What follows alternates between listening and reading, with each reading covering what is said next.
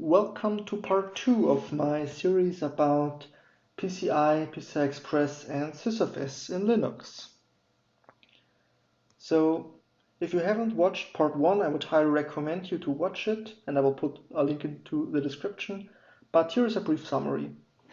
So we find out every PCI or PCI Express device has a representation in sysfs. So if I go to sys bus PCI devices, each PCI device has its own folder, and the folder is defined by the bus, device, and function ID or number here.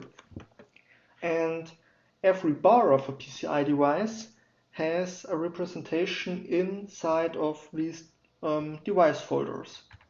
So, for example, let's pick up here, take a look at it.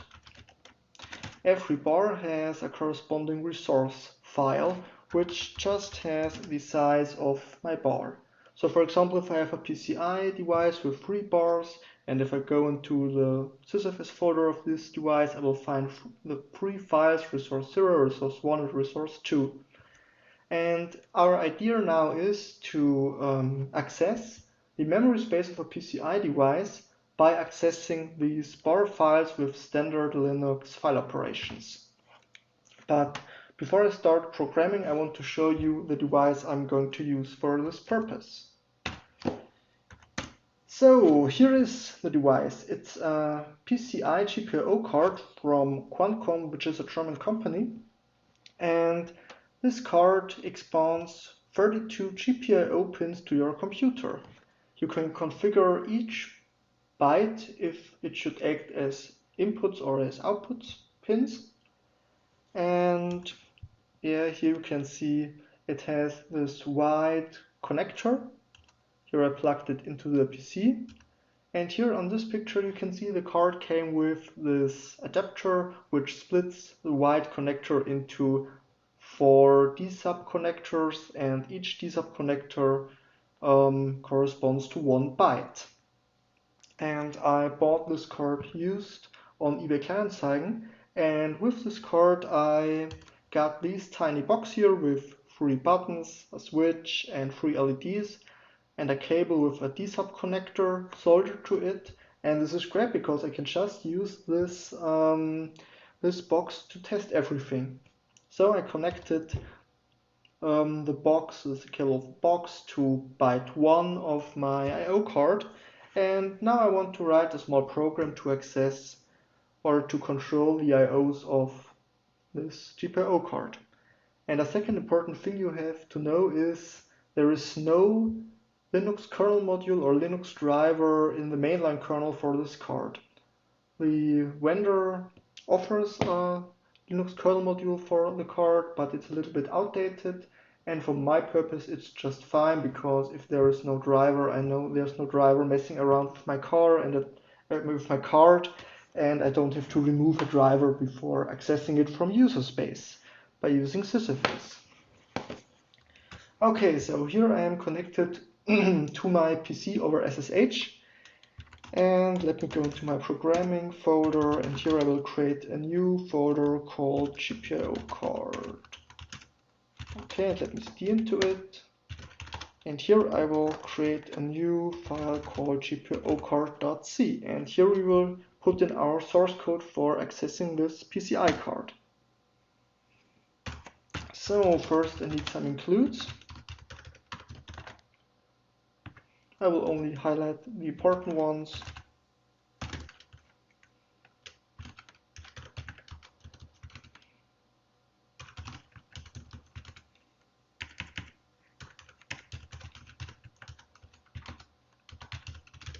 So, and because I want to memory map the bar, I will need the include sysmn.h. Okay. And I will need 2 defines here because the device, maybe let me show it to you. So the device can be found with bus number 4, function number 8, device number 8, function number 0, and this is from Quancom. This is a GPIO card, And if we want to look into sysfs, we can find it here. So this device has one 256 byte memory mapped bar, and I will access this file to set to control my GPIOs. And inside this bar there are two offsets. So for the config register, where I can change the behavior of a byte, whether it should be an input or an output, is at offset F8. And the input or output data register of the corresponding byte is at offset FC. So now let's create our main function here. Later I want to be able to pass an argument, because what this program will do is it will read the input state of the buttons and it will set an output state to the LED if an argument was passed. Okay, and now I will need a bunch of variables.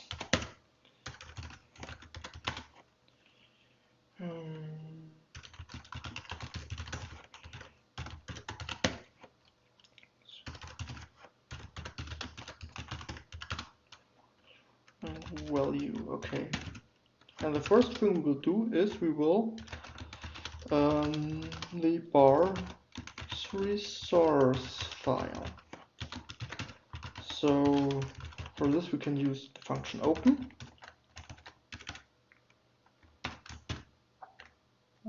Didn't copy it. Damn. Let me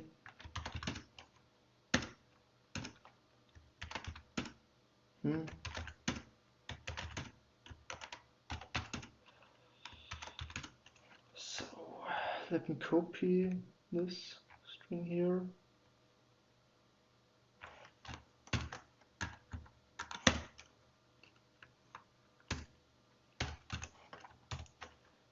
Okay, and I want to open it with read and write permissions. Okay, now let's test if opening of the file was successful. So if we got a file descriptor bigger than 1, it was, or bigger than 0, it was successful. For resource file, and if not, I will return -1. Okay, and if we could successfully open the file, let's memory map the file. So, and I want to store the result in the pointer bar0. Now the second argument is the size. In bytes we want to memory map. The second one are the permissions. So I want to have read, write permissions here. Map shared, and we need our function point, our file descriptor, and the last argument is an offset, but I will map the whole bar so I can leave this to 0. Okay, and then we can close the file descriptor on the file, and now let's check if we have a valid pointer. So let's check if memory map has worked. So if the pointer is null or map failed, we couldn't memory map the bar.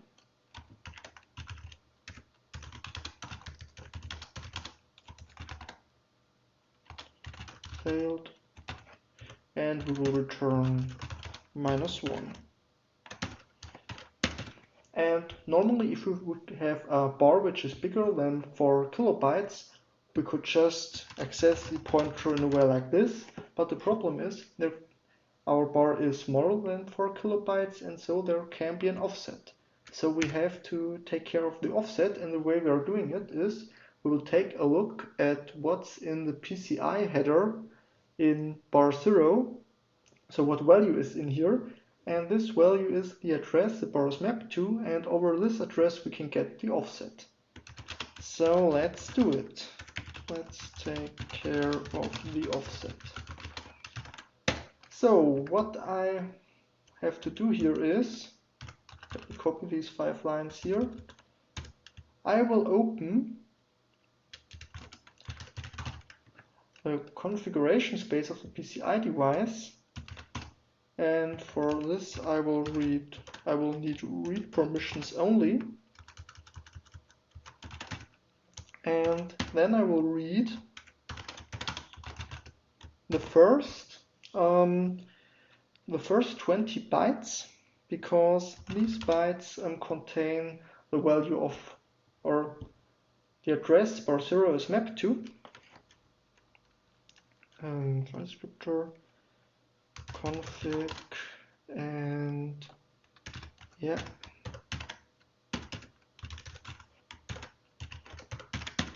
And now if we haven't read less than 20 bytes, an error occurred.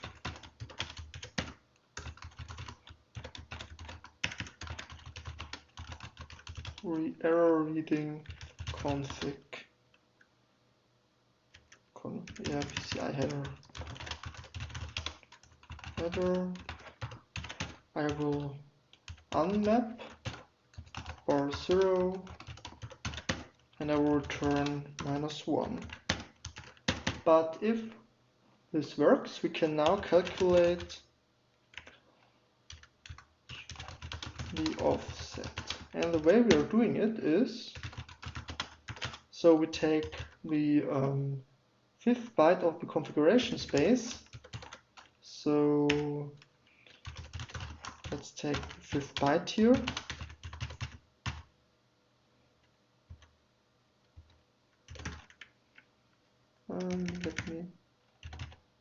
Okay, we can delete the lower 4 bytes because they contain the information which kind of bar is bar 0, and then I will modulo it through 4 kilobytes.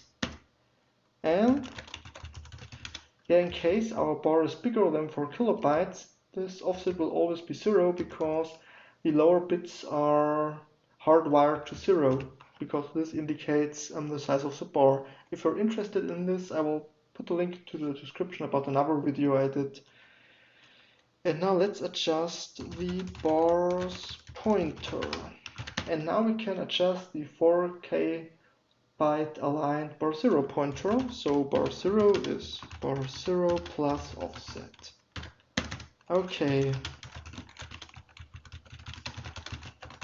So what we will do now is I will configure byte 0 to all inputs. I will read the input, and if an argument was passed, I will write back the value passed to the LEDs.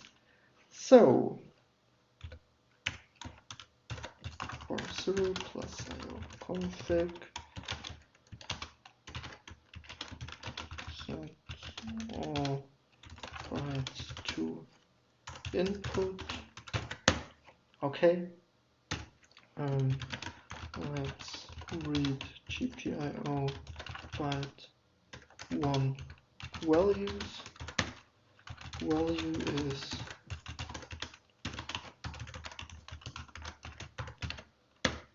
and now let's print it out.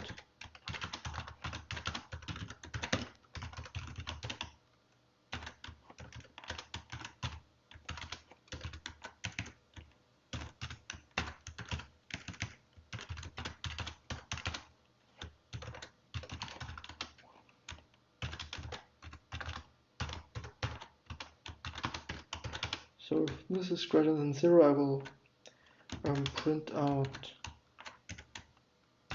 true, else false. Okay. And let's check whether we have to write the output if we have the number of input arguments is bigger than 2. Our value will be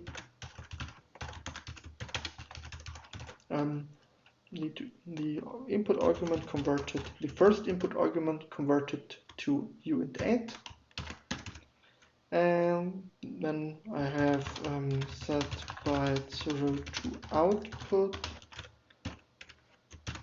So for 0 plus IO config equals 1. So now all bits are outputs, and now I will set the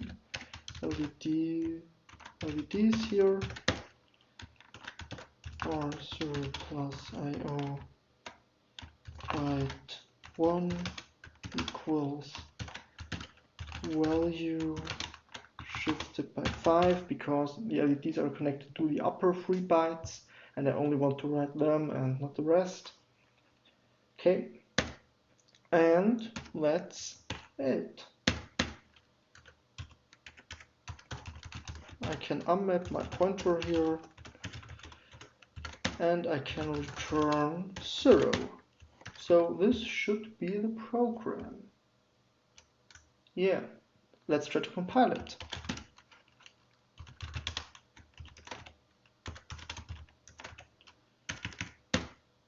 Okay, and one important thing is we have to execute the program with super user rights. So let me change to root. And let's do the first test. First, I only want to read the inputs. The argument, the outputs don't mind in this case here. So by default, if no button is pressed and the switch is in this position, all pins are true because we have pull-ups here. But if I push this switch and if I push this button here and I read it again, I can see IO0 and IO3 is now false. So it's connected to 0. And if I read without pressing a button, yeah, I see only IO3 is now on. So now let's try to light up some LEDs. So normally now the red LED should go on. Yeah, it does. So this works just fine. So we have successfully accessed the memory space of a PCI device by using sysfs from userspace without any driver. And I think this is really cool. So you don't need a driver to access a PCI device, and this is really good if you have a prototype of some kind and you don't want to write a kernel module for some quick testing. Maybe sysfs is really an option here. So I guess that's it for today. I hope you've enjoyed the video. Thanks for watching and goodbye.